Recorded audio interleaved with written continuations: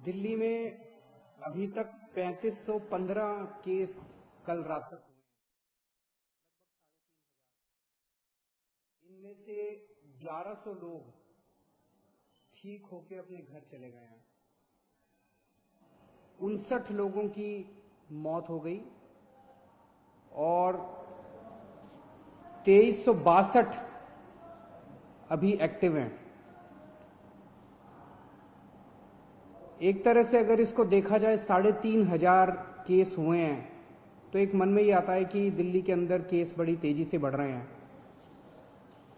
लेकिन दिल्ली में हमने निर्णय लिया कि हम टेस्ट खूब कराएंगे ताकि पता चल जाए कि कौन संक्रमित है, कौन इन्फेक्टेड है, और जो इन्फेक्टेड है उसका फिर इलाज कराया जा सके, उसको फिर अलग किया जा सके ताकि वो और लोगों को ना फैलाए। हम दिल्ली में खूब टेस्ट करा रहे हैं, जम के टेस्ट करा रहे हैं। आज दिल्ली के अंदर हर 10 लाख की पॉपुलेशन पे लगभग 2300 टेस्ट हो रहे हैं। अंग्रेजी में कहते हैं पर मिलियन पॉपुलेशन।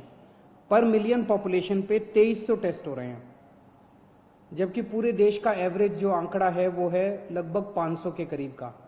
तो पूरे देश में 500 के करीब टेस्ट हो रहे हैं, जिसके अगेंस्ट में 2300 टेस्ट दिल्ली के अंदर हो रहे हैं। इस वजह से दिल्ली में केसेस की संख्या ऐसे लगता है जैसे काफ़ी बढ़ती जा रही है। लेकिन एक पॉजिटिव इसका ये है कि हमारे लोग इन्फेक्ट होके ठीक होके जा रहे हैं। 1100 लोग ठीक होके चले गए, और भी मैंने आज पता किया था अगले आने वाले चंद दिनों के अंदर और भी कई लोग अपने अपने घर ठीक होके जाने वाले हैं। दिल्ली के अंदर जितने लोग इन्फेक्टेड मिले 3500, उनमें मरने वालों की भी संख्या 59 है, जो अन्य देश और अन्य राज्यों के मुकाबले में अगर रेशो देखा जाए तो वो भी लगभग कम है। लेकिन फिर भी अपने को इसको और कम करना है। हम पूरी कोशिश कर रहे हैं और पूरी दिल्ली के अंदर खूब सारे कंटेनमेंट जोन्स बनाए हैं। कंटेनमेंट जोन्स, अब कई कंटेनमेंट जोन्स हैं जो ठीक होके खुलते भी जा रहे हैं और सारी मशीनरी लगी हुई है, सब लोग लगे हुए हैं। तो एक तरफ अपने को कोरोना को फैलने से रोकना है और दूसरी तरफ कोशिश करनी है कि अगर किसी को हो भी जाए तो वो ठीक होके अपने घर चला जाए। मौत नहीं होनी चाहिए किसी भी हालत में। एक अच्छी खबर ये है कि एलएनजेपी अस्पताल के अंदर हमें केंद्र सरकार से परमिशन मिली थी प्लाज्मा थेरेपी को ट्रायल करने के लिए। उसके हमने कुछ चंद मरीजों को प्लाज्मा थेरेपी दी।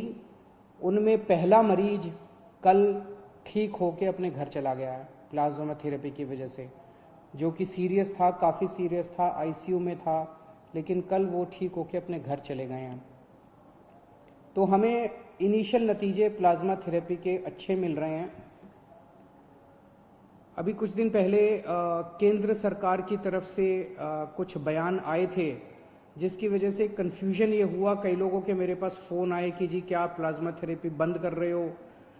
केंद्र सरकार ने केवल इतना कहा था कि जिन लोगों को केंद्र सरकार से अप्रूवल है वही लोग प्लाज्मा थेरेपी के ट्रायल करें, दूसरे लोग ना करें। प्लाज्मा थेरेपी के अभी नतीजे फाइनल नहीं हुए हैं, अभी ट्रायल चल रहे हैं, यही केंद्र सरकार ने कहा था और वो हम भी मानते हैं कि अभी हम लोग भी ट्रायल कर रहे हैं। एलएनजेपी अस्पताल के अंदर जो सीरियस मरीज हैं उनके ऊपर हम ट्रायल कर रहे हैं, ट्राई करके देख रहे हैं कि भाई इसके नतीजे कैसे आते हैं। जैसे जैसे जो नतीजे आ रहे हैं मैं आपके सामने रख देता हूँ। शुरुआती नतीजे अच्छे आए हैं, लेकिन उम्मीद करते हैं कि आगे भी अच्छे नतीजे आएंगे ताकि अपने को एक समाधान मिल सकेगा। तो कुछ लोगों ने कहा कि क्या आप बंद कर रहे हैं? नहीं, दिल्ली के अंदर प्लाज्मा थेरेपी के ट्रायल पूरी जोर शोर से चल रहे हैं और जैसे जैसे जो जो नतीजे आएंगे मैं आपको बताता जाऊंगा। मुझे बेहद खुशी है, 1100 के करीब लोग जो दिल्ली में ठीक हो गए उनसे हम लोग संपर्क कर रहे हैं और सभी लोग लगभग अपना प्लाज्मा डोनेट करने को तैयार हैं। सबको ये लगता है कि यार मैं बच गया, अब मेरे प्लाज्मा की वजह से अगर कोई और बचता हो तो बहुत अच्छी बात है। तो मैं सब लोगों का, जो जो लोग प्लाज्मा के लिए डोनेट कर रहे, अपना प्लाज्मा डोनेट कर रहे हैं, जो रिकवर हो गए, उन सब का तहे दिल से शुक्रिया अदा करना चाहता हूं कि वो दूसरों की ज़िंदगी बचाने के लिए अपना प्लाज्मा डोनेट कर रहे हैं। इस वक्त सबसे बड़ी मार गरीबों को लगी है। रोज़ कमाने खाने वालों को बहुत बुरी मार लगी है। उनके घर में तो खाने पीने के लाले पड़ गए हैं।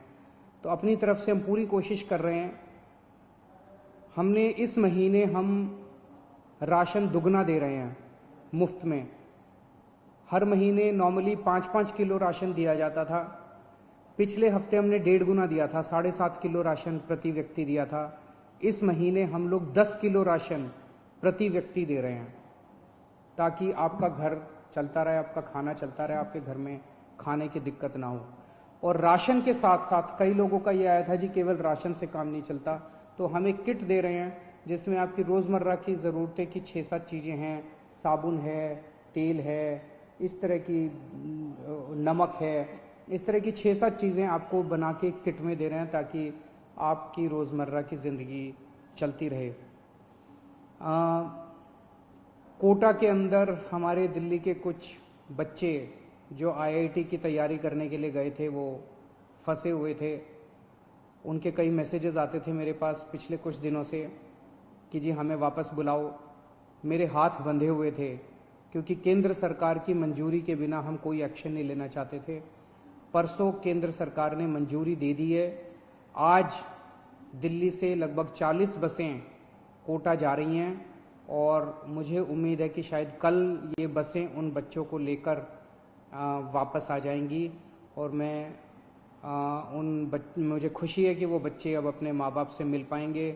मैं उनको यही कहना चाहता हूँ कि आने के बाद 14 दिन तक अपने घर में सेल्फ क्वारंटाइन करना है ताकि दूसरों को ना फैले, आपके घर के लोगों को भी ना फैले और दूसरे लोगों को भी ना फैले। मेरे पास कई लोगों के फ़ोन आ रहे हैं, कई लोगों के मैसेजेस आ रहे हैं कि जी यूपी के, बिहार के, झारखंड के जो लोग अपने अपने घर जाना चाहते हैं उनका क्या। तो सभी सरकारों के साथ बातचीत चल रही है। जैसे आज मैंने आपको कोटा के बारे में बताया, अन्य सरकारों के साथ भी बातचीत के जो नतीजे निकलेंगे हम आपको ज़रूर बताएंगे। जो भी फाइनल प्लानिंग होगी हम आपको ज़रूर बताएंगे। तब तक अपने अपने घर में रहिएगा, घर से बाहर मत निकलिएगा, लॉकडाउन का पालन करिएगा ताकि हम कोरोना को हरा सकें। और जल्दबाजी, बेचैनी मत करिए। इस वक्त संयम रखना बहुत ज़रूरी है। जिस राज्य के साथ जो भी फाइनल होगा मैं आपके सामने आके आपको बताऊंगा। और जितने आम आदमी पार्टी के वॉलंटियर्स हैं उनसे मैं कहना चाहता हूँ, आम आदमी पार्टी कोई पार्टी नहीं है। आम आदमी पार्टी एक क्रांति है। आप सब लोग क्रांतिकारी हैं। आप तन मन धन देश के नाम समर्पित करके आम आदमी पार्टी में आए थे। यही मौका है अपनी देशभक्ति और अपने जज्बे को देश के लिए समर्पित करने का। आप बिल्कुल निडर होके इस वक्त जनता की सेवा कीजिए। एक तो ये करना है कि अपने इलाके के अंदर किसी को भूखे नहीं मरने देना।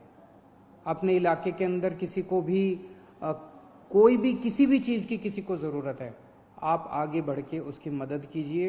ये पुण्य का काम भी है, ये देशभक्ति का काम भी है। और बिल्कुल निडर होके आप लोग काम कीजिए। अपनी भी सुरक्षा रखिए, सोशल डिस्टेंसिंग रखिए, अपनी भी सुरक्षा रखिए। लेकिन जो भी इस वक्त ज़रूरत में है, बहुत गरीब लोगों की मैं कहानियाँ सोशल मीडिया पे पढ़ता रहता हूँ, लोगों से सुनता रहता हूँ और बहुत दर्दनाक कई लोगों के दिक्कत हो रही है।